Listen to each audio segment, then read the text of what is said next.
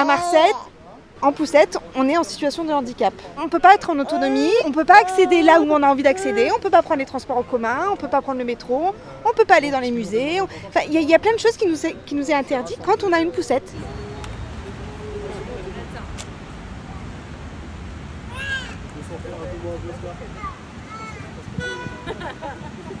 Notre revendication, c'est de faire plus de place à la poussette dans la ville, aux enfants, mais aussi aux personnes à mobilité réduite, et en fait aux piétons tout simplement parce que marcher à Marseille, ça relève du parcours du combattant au quotidien.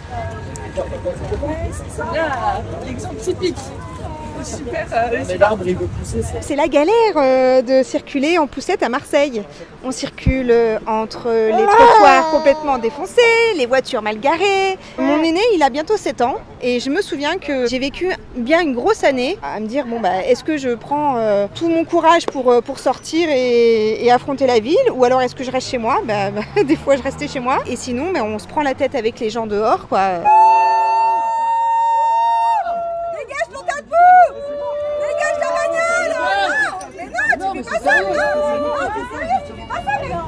Non, tu t'en vas.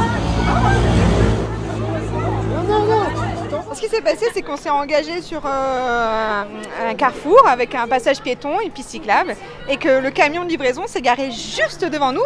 On a cru à une blague. On est arrivés tous là avec nos pancartes de poussettes enragées justement pour dénoncer ce genre de situation et le gars... Il nous faut 10 secondes pour illustrer nos propos quoi. Enfin, c'est dingue. Là on va dans le métro Noailles qui est donc un accès par escalier. Si on veut y accéder sans des escaliers, il faut faire un détour de plusieurs centaines de mètres pour passer dans un souterrain qui sent très fort le pipi, qui est très désagréable. Donc je passe par les escaliers, des fois je rencontre des gens qui m'aident et des fois je me débrouille toute seule. Et après il y a d'autres problèmes, la question des portiques, où soit ça se referme même sur des enfants, mon fils de 4 ans ça se referme sur lui, ou bien de toute façon il y a les portiques avec les espèces de pics qui ne sont pas compatibles avec le fait de passer une poussette.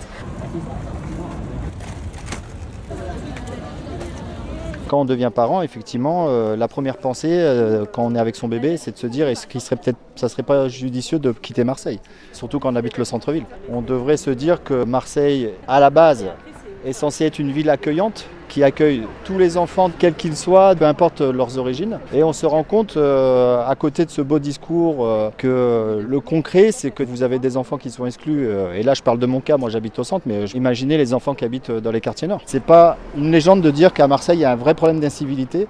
Et il est temps que chacun prenne ses responsabilités vis-à-vis de ça. On est en 2024, on peut plus. Moi, ça fait 20 ans que je vis à Marseille et rien n'a changé à ce niveau-là. Donc il est temps que Marseille prenne ses responsabilités.